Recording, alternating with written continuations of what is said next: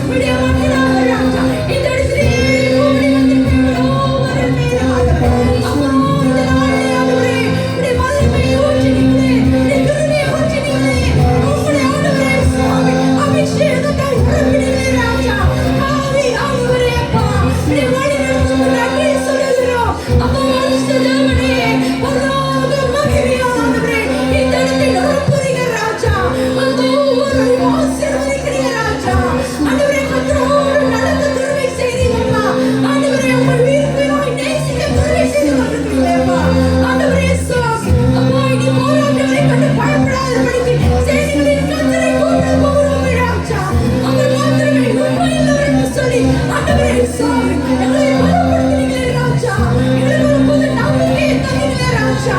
புது தைரியத்தை தந்தீங்க ராஜா. உமக்கு நன்றி. நன்றி சாமி. நன்றி அப்பா. நன்றி ராஜா. உமக்கே எங்கள் துதி ராஜா. உமக்கே எங்கள் கனம் சாமி. உங்களுக்கே எங்கள் மகிமை ராஜா. உதிகன மகிமை எல்லாம் நீங்க எடுத்துக்கொள்ளுங்க ராஜா. எங்கள் ஒவ்வொருவரையும் ராஜா நிறைய மட்டும் தாழ்த்துகிறோம் ராஜா. நீங்க மாத்திரமே உயர்த்தப்படுவீராக. ஆண்டவரே பிரசன்னத்துக்காய் நன்றி ராஜா.